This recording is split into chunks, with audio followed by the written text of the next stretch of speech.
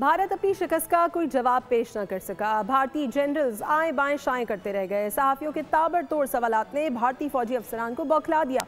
भारतीय air marshal ने दिफाई असास से तबाह होने का एतराफ़ कर लिया। ताहम राफेल तैयारे का नाम गोल कर गए। बार बार सवालात पर सहाफियों पर भी बरस पड़े। भारतीय DGMO भी सवालात के तीरों से घायल नजर आए।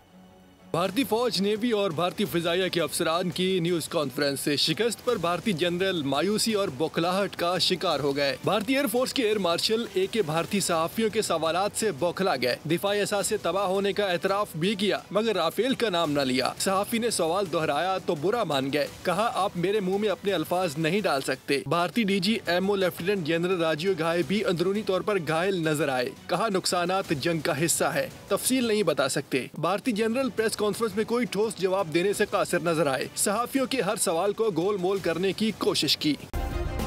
सब्सक्राइब करें और बेल दबाएं ताकि कोई खबर रह न जाए।